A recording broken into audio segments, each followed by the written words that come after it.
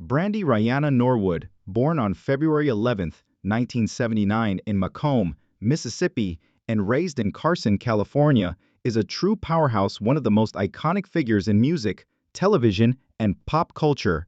Known as the vocal Bible, Brandy's legacy is built on her undeniable talent, hard work, and resilience. Coming from a musically rich family, with a gospel-singing father and a brother, the legendary R&B artist Ray J. Brandy's destiny seemed clear from the start. She was immersed in music early on, singing in church choirs before signing with Atlantic Records at the age of just 14. Her debut album, Brandy, 1994, sold over 6 million copies worldwide and introduced the world to her unique sound, with unforgettable hits like I Wanna Be Down and Baby. By 1998, she cemented her place as an R&B queen with Never Say Never, a game-changing album that gave us the Grammy-winning duet, The Boy Is Mine alongside Monica. This moment in music history solidified Brandy as an undisputed force in R&B. With a total of 8 studio albums, Brandy has remained a constant presence in music, TV, and film. Her 2020 album, Bzevin, marked a powerful return, reflecting her personal journey and growth. Her layered vocals, genre-defying style, and impact on artists like Rihanna and Frank Ocean prove that Brandy is more than just a voice, she's an icon. But it's not just about the music. Brandy's role as Moesha Mitchell in the groundbreaking sitcom, Moesha, 1996-2001 remains a cultural milestone for Black audiences. Her film career includes iconic roles like I Still Know What You Did Last Summer 1998, and her Broadway debut as Roxy Hart in Chicago 2015 proved her versatility across every medium. With over 40 million records sold globally, a Barbie doll made in her likeness, and an undeniable influence on the industry, Brandy is more than a star, she's a legacy in motion. However, her journey hasn't been without challenges. The 2006 car accident marked a turning point, but Brandy's strength and resilience have defined her as one of the most inspiring artists of her generation. The incident happened on a late December day in 2006 on the 405 freeway, one of the busiest roads in Southern California, when her 2007 Land Rover collided with the back of a 2005 Toyota Corolla driven by a WAF. Booty Hodge. Brandy, then 27 years old, was at the height of her celebrity as a Grammy-winning vocalist and star of the popular series Moesha. The collision set off a series of events that included other automobiles and had disastrous results. After then, Abuiha's automobile was hit by another car, which caused it to deviate off the freeway and catch fire. Abuhaj tragically died as a result of his injuries from the collision. As per the California Highway Patrol's records, the accident investigation concluded that there was not enough evidence to bring criminal charges against Brandy. Factors like traffic patterns, road conditions, and the order of events did not prove she was negligent or drove recklessly. However, the seriousness of the incident and its effects on those concerned were not lessened in any way by the lack of criminal charges. The tragedy had a lasting impact on Bry's life, and the loss of Watfa Budaj, a mother and wife, left her family and community in grief. Following the accident, Brandy had to deal with a lot of legal issues. The family of WATF singer Booty Hodge sued the singer for wrongful death and demanded $50 million in compensation. Although the specifics of the charges were hotly contested in court, the complaint claimed that Bry's actions were a contributing factor in the deadly crash. The legal situation was further complicated by the pursuit of legal action by other drivers involved in the multi-vehicle collision. The legal battles increased the singer's emotional and public strain, even if some lawsuits were settled out of court. According to allegations that Brandy made private arrangements with Abuhaj's family and others. Being a well-known person, Bry's role in the mishap garnered a lot of media coverage. News organizations and tabloids analyzed the event, frequently exaggerating the tragedy and making assumptions about her guilt. The scrutiny was especially startling for a celebrity who had been well known as a juvenile prodigy for her benign persona and innovative talents to television and R&B. Bry's career was already facing difficulties at the time of the accident, including a change in the music business and the end of her beloved sitcom Moa. Her achievements were in danger of being overshadowed by the public narrative surrounding the crash, which portrayed her in a negative and controversial light. In addition to the legal and public consequences, Brandy suffered a severe emotional loss as a result of the event. She openly expressed the extent of her grief and remorse in later interviews, characterizing the incident as a turning point that sent her into a deep melancholy. Even though there were never criminal charges against her, Brandy admitted in a 2015 interview with Oprah's Where Are They Now that she felt accountable for Booty Hodges' death. She remarked, her voice brimming with passion, "I just remember feeling like I let so many people down." Regardless of the outcome of the legal proceedings, she faced a heavy burden of knowing that a life had been lost in an incident involving her automobile. Bry's life was already under stress, and the accident made it worse. She had already handled the challenges of celebrity as a former child star, including juggling personal relationships and controlling public expectations. She struggled with thoughts of worthlessness and despair when the tragedy forced her into a darker emotional realm. Brandy said in a 2020 interview with People magazine that she had considered suicide during this time, highlighting the seriousness of her mental health issues. She acknowledged, "I was in a very dark place," and said the event made her face her weaknesses in ways she had never expected. During this time, Bry's job as a mother to her 2002-born daughter, Siri, became crucial. In interviews, she said that having her daughter around gave her the willpower to keep going, and she attributed this to Siri. Brandy also relied on her faith, which had been a pillar of her Catholic family's upbringing. She started to process the trauma through counseling and introspection, but the process wasn't rapid or straight line. Bry was going through a difficult time in his career at the time of the tragedy and its aftermath. In contrast to her previous work, her critically lauded 2004 album Aphrodisiac did not fare as well commercially, as the music industry was moving toward new performers and styles. Her ability to restore momentum was made more difficult by the accident's bad press. Brandy avoided the limelight for a number of years in order to concentrate on her own development and mental wellness. Songs like Right Here departed from her 2008 album Human, which alluded to her emotional journey, showed some of this reflection. Despite this, the album did not have the same level of commercial success as her previous efforts. In spite of these obstacles, Bry's fortitude was evident. She made a reappearance in 2012 with the album 211, which was praised for its emotional depth and mature tone. By 2020, when Bevan was released, Brandy had proven she could transform her own suffering into art, with songs like Borderline clearly addressing her mental health issues. The album, her first independent release, was a critical hit. Critics said up that Best7 demonstrated Bry's vulnerability and vocal skill, solidifying her reputation as an R&B pioneer. The accident had an impact on Bry's public persona as well. Although she was known for being reserved in the 1990s, she eventually opened out about her difficulties and used her position to promote mental health awareness. She also liked how vulnerable she was. Fans who see her as a relatable person overcoming common human struggles in addition to becoming a superstar. Her ongoing relevance was highlighted by her partnerships with up-and-coming musicians like Chance the Rapper and Daniel Caesar, as well as her acting career, which included parts in Broadway's Chicago 2015 and Star 2016 to 2019. The second is the tragic death of Whitney Houston, a terrible hit to Brandy Norwood. Long before they worked together professionally,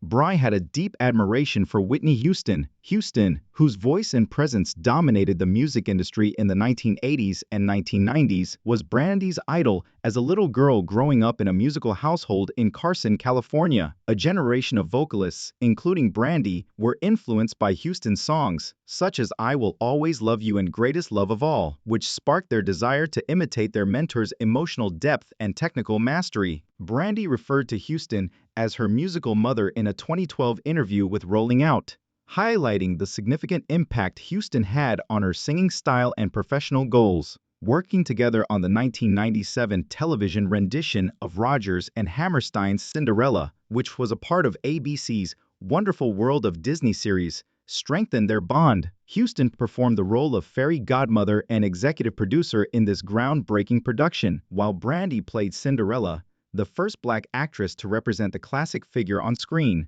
With over 60 million viewers and critical acclaim, the film, praised for its diverse cast and ageless music, became a cultural landmark. Working with Houston was a dream come true for Brandy, as it allowed her to gain knowledge from a legend she held in high regard. Brandy recalled Houston's kindness and direction on set in a 2020 People interview, stating that she inspired her to embrace her character with assurance and genuineness.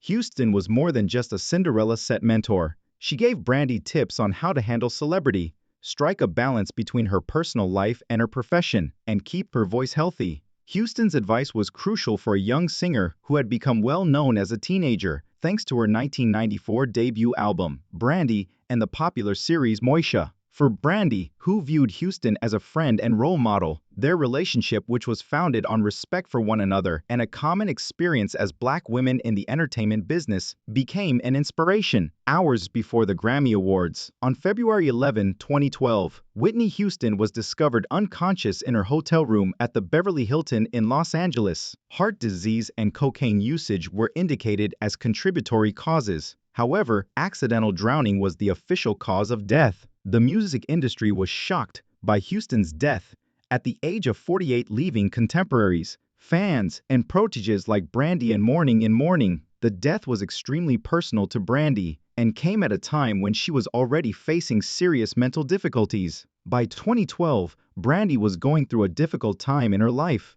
After Adef Abu Daj died in a vehicle accident in 2006, she struggled with sadness and shame, which were made worse by the public's attention and a turbulent music career. Her emotional problems were made worse by the additional pain that Houston's passing brought. Whitney was my everything. She was my idol, my friend, and my inspiration. I'm heartbroken. Brandy shared her sorrow in a heartfelt statement to Billboard shortly after Houston's death. The loss was not only a personal blow, but also a reminder of the fragility of life, echoing the unresolved pain from her own past traumas. Bry was getting ready for a comeback with her 2012 album, 211, which was named in part to honor Houston's birthday, August 9th, and the date of her death, February 11th. Although the album was a major step in Bry's artistic resurgence, the shadow of Houston's absence hung heavy. Houston's death occurred at a critical juncture in Bry's career. In interviews for 211, Brandy openly discussed how Houston's passing inspired her to use her music as a healing and memorial tool. The loss of Whitney Houston added to Brandy's already difficult emotional state, as the 2006 accident had sent her into a deep depression characterized by suicidal thoughts and a lack of purpose. The combination of public scrutiny, the demands of being a single mother to her daughter Siri, and a music industry that was moving away from traditional R&B had left Brandy feeling alone and uneasy. And Houston's passing exacerbated these emotions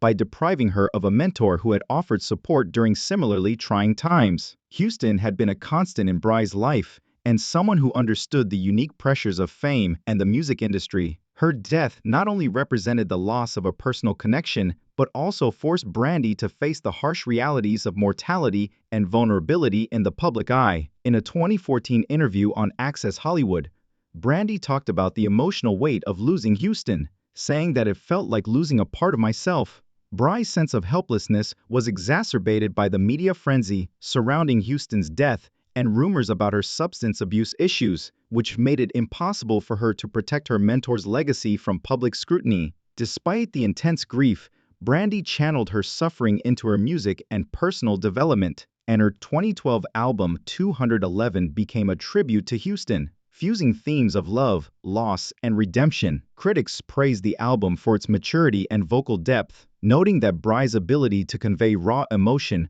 was a testament to her growth as an artist and individual. Houston's influence continued to shape Bry's approach to her career, and songs like No Such Thing, Is Too Late, and Wildest Dreams reflected her emotional journey with lyrics that spoke to healing and perseverance. Her 2020 album, Zevin, further demonstrated Brandy's resilience with songs like Borderline, which addressed her mental health struggles and paid homage to the emotional honesty she admired in Houston's work. Brandy was inspired by Houston's versatility as a singer and actress and pursued a variety of projects, including her Broadway debut as Roxy Hart in Chicago, 2015, and roles in television series like Star 2016 to 2019. Both women are publicly scrutinized for their personal struggles, and Bry's candor about her grief and depression helped destigmatize these issues, especially in the Black community. In interviews, Brandy frequently cited Houston's bravery in sharing personal struggles through music as an example for her own vulnerability, and Bry's support of mental health awareness also reflects Houston's legacy. Number 3. The weight of childhood, stardom. Brandy Norwood struggles with fame and mental health. Born on February 11, 1979 in Macomb, Mississippi, and raised in Carson, California, Brandy Ryan Norwood was surrounded by music from a young age. By sharing her story, Brandy paid tribute to Houston's influence while paving her own way as a relatable and resilient figure. At the age of 11, she began performing in church choirs and talent shows, attracting the attention of industry scouts. At the age of 14, she signed with Atlantic Records, and her self-titled debut album, Brandy, was released in 1994, selling over 6 million copies worldwide. Her father, Willie Norwood, was a gospel singer, and her family's musical environment fostered her extraordinary talent. She became known as the Princess of R&B, thanks to hits like I Want to Be Down and Baby. At the same time, Bry's acting career took off when she landed the lead role of Moshe Mitchell in the UPN sitcom Moshe 1996-2001, which focused on a black adolescent girl navigating social and familial issues. The show became a cultural icon, especially for African-American viewers, and cemented Bry's place as a household name. She further solidified her versatility at the age of 17 when she co-starred with her idol Whitney Houston in the 1997 television movie Cinderella. By her late teens, Brandy had accomplished what many artists strive for decades: multi-platinum albums, a popular TV series, and a budding film career. As a teenage star, Brandy was under tremendous pressure to keep up a polished public persona. For Brandy, this meant presenting an image of perfection, talented, poised, and morally upright while navigating the complexities of adolescence. In a 2020 interview with People magazine, Brandy reflected on the challenge, saying, "I had to be this perfect role model, but I was just a kid trying to figure myself out." The entertainment industry of the 1990s required young artists, especially black women, to embody a wholesome, relatable persona in order to appeal to broad audiences. The media's emphasis on Brandy's personal life increased the scrutiny of public perception, and as a young black woman in a largely white industry, she was subject to additional layers of judgment. The expectation to maintain a perfect image left little room for vulnerability or mistakes, creating a constant tension between her public persona and private self. The media's propensity to sensationalize her every move made it hard for Brandy to explore her identity in private, which added to her feelings of loneliness and self-doubt. Her high-profile romance with singer Wanda Morris of Boyz II Men, which started when she was a teenager, attracted a lot of attention, from criticism of her appearance to conjecture about her relationships. Bry's childhood stardom was further exacerbated by the unrelenting demands of the entertainment industry, which required her to work long hours on set, memorize scripts, and perform for millions of viewers. As a recording artist, she had to balance a demanding schedule of recording sessions, promotional tours, and live performances. Brandy talked on the weariness of her adolescence in a 2015 interview with Shone magazine, saying, "I was working non-stop, trying to be everything to everybody." She had little time to take care of her mental health or deal with the emotional strain of her obligations because she didn't have any downtime. Bry's independence was also hampered by the industry's commercial and creative demands. She had little influence over her songs and image as a young musician, frequently showing deference to managers and record executives. Even though her initial album was a commercial success, she was under tremendous pressure to duplicate that success with follow-up albums like Never Say, Never 1998. It was more difficult for Brandy to develop her sound while remaining loyal to her R&B roots in the late 1990s,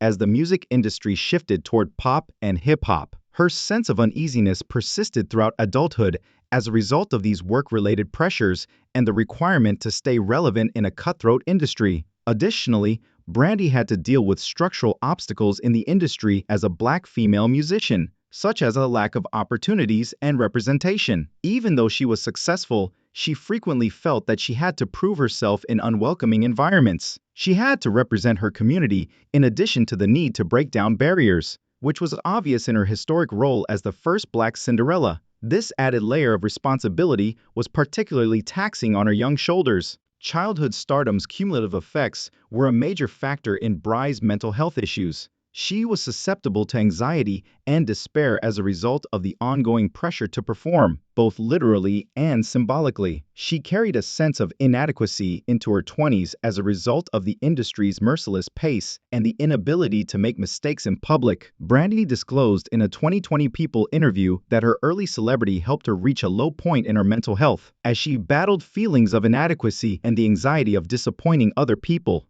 After her daughter Siri was born in 2002, Bry's challenges took on a new dimension as a mother. She struggled with the aftereffects of her childhood celebrity while juggling her profession and family as a young single mother. As she later revealed in interviews, the pressure to be a role model for her daughter while secretly dealing with emotional anguish exacerbated her mental health issues, leading to times of sadness and suicidal thoughts. Despite the negative effects of being a child celebrity, Bry's fortitude enabled her to turn her hardships into a source of strength. In order to absorb the stresses of her adolescence and create coping strategies for her mental health, therapy turned into a vital instrument in her journey. Her rediscovered faith, which stemmed from her religious familial background, also gave her comfort by providing a foundation for self-forgiveness and recovery. She attributed her journey back to herself to spirituality and therapy in a 2014 Access Hollywood interview. Bry's resilience has been solidified by her capacity to endure hardship with music,